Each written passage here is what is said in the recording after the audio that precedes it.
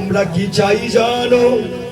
আশীর্বাদ যদি করতেই হয় আমাদেরকে এই আশীর্বাদ করো কি ও মা, আমরা শুধু একবারের জন্য অনাদিরাদি প্রাণ গোবিন্দকে আমরা শুধু একবার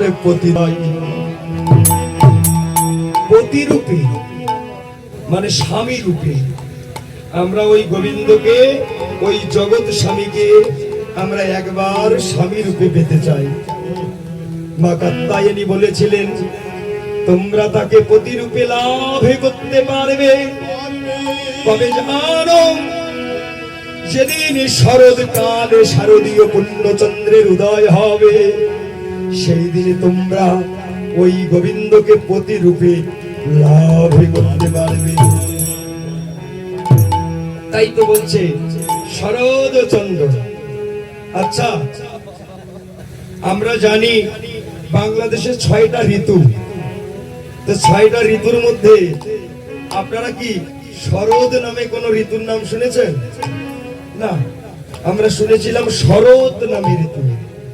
তাহলে এখানে বলছে শরৎ নয়, শরৎ নয়, এ যেন শরৎচন্দ্র।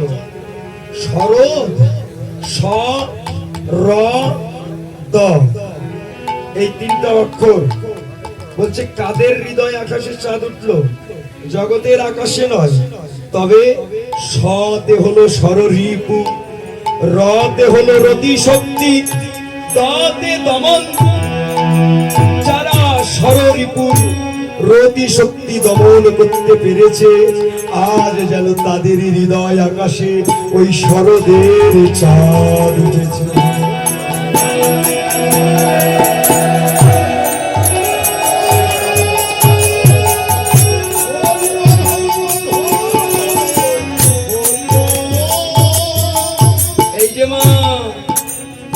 ভালো করে শুনুন, জগতের আকাশে নয়, হৃদয় আকাশে চাঁদ উঠেছে। এখন প্রশ্ন হলো, কার হৃদয় আকাশে চাঁদ উঠল? সবার নয়।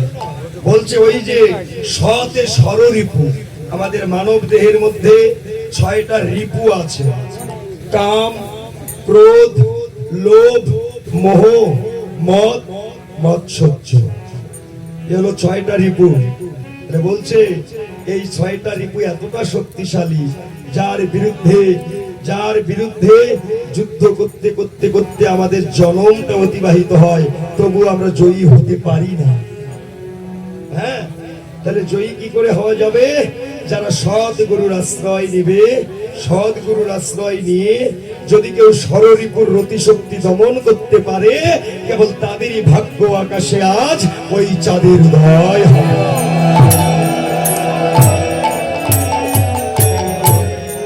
তাই আজ ওই চাঁদ উঠেছে।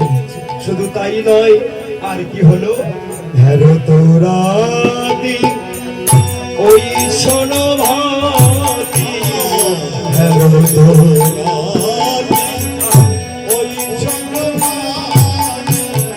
শ্যাম মোহনে মদন মন্দিরে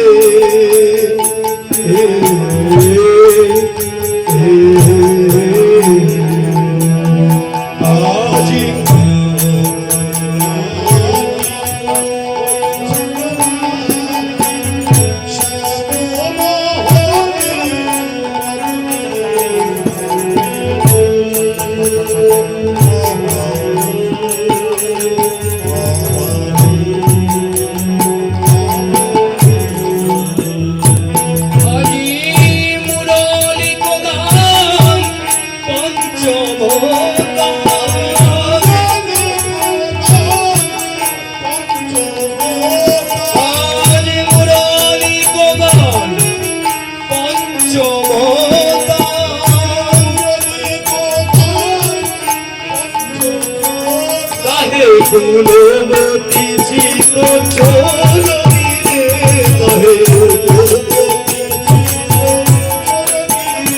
আজ ফুলবতী চিত চরণে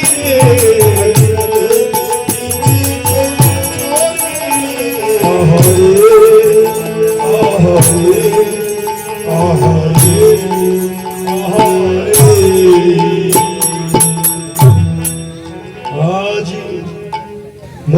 রজনীতে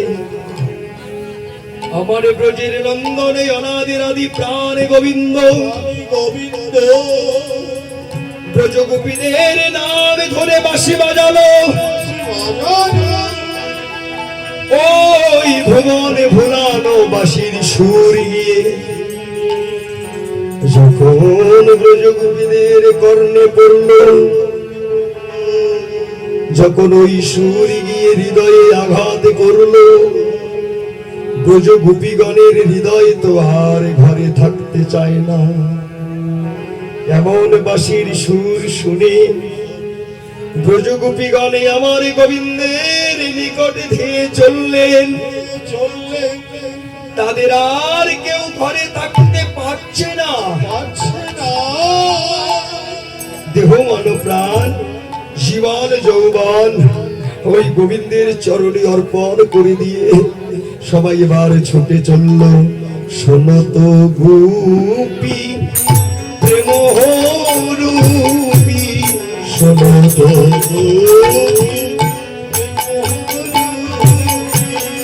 মনহি মনহি আপনা সখিরে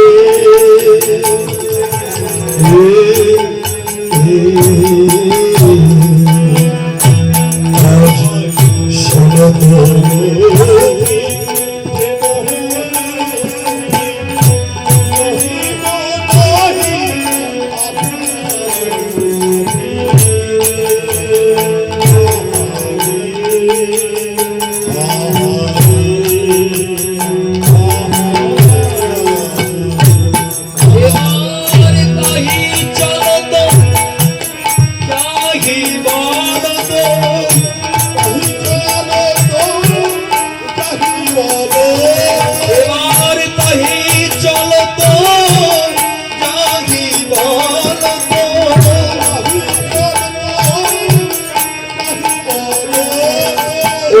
মুরলি গোপাল পালনি রে আজি মুরলি গোপাল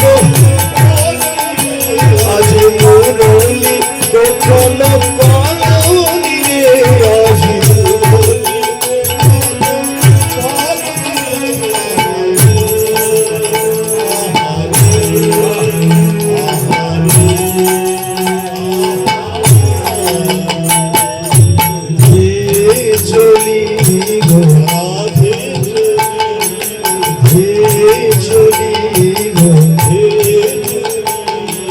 গোবিন্দের বাঁশি সুর শুনে আপন আপন দেহ সখে দিব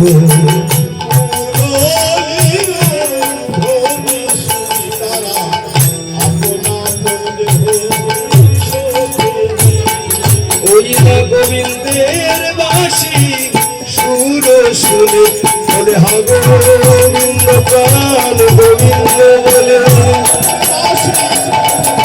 হা গোবিন্দ প্রাণ গোবিন্দ বলে আপন আপন দেহ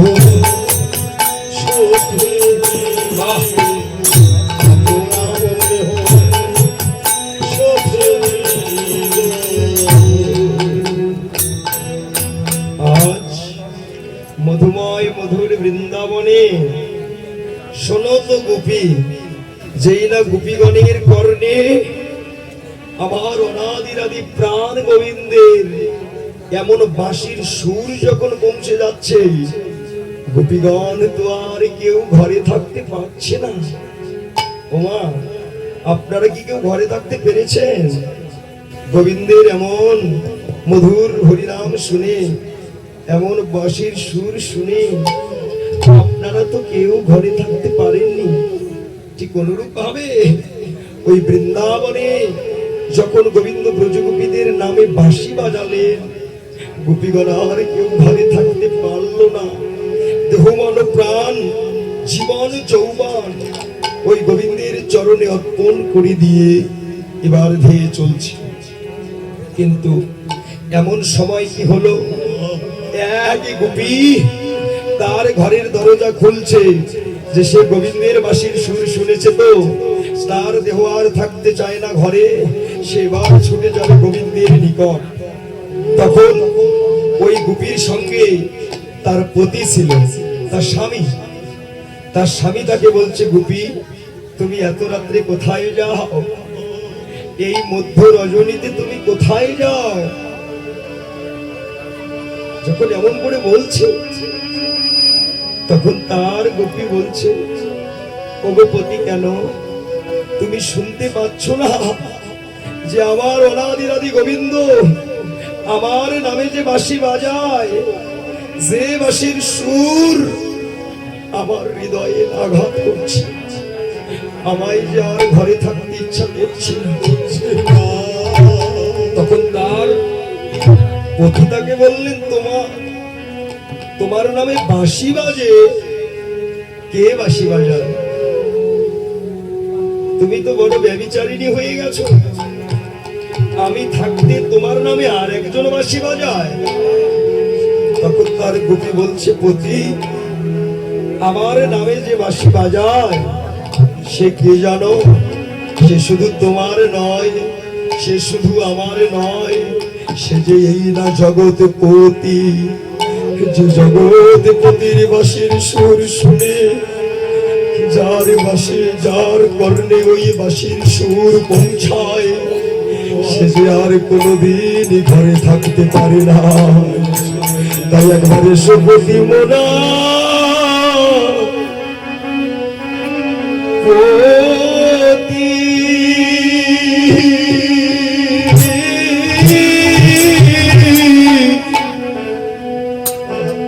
পতি ভোজি গো,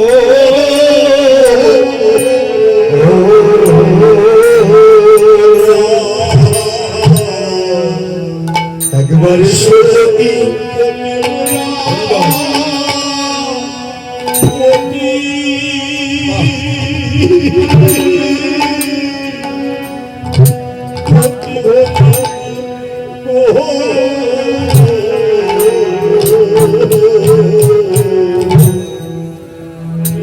একবারে সুপতি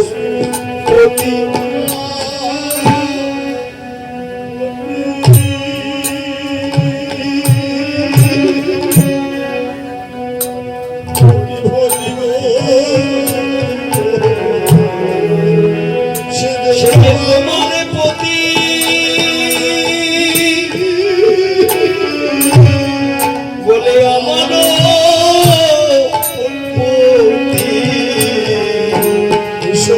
এসো পতি মোরা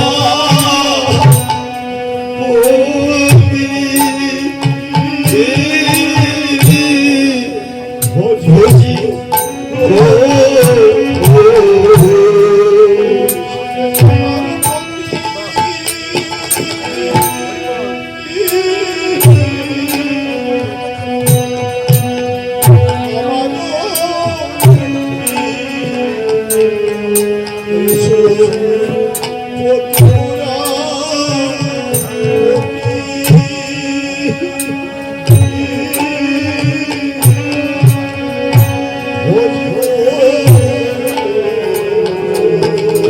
বলে আমায় ডাকিতেছে জগৎপতি।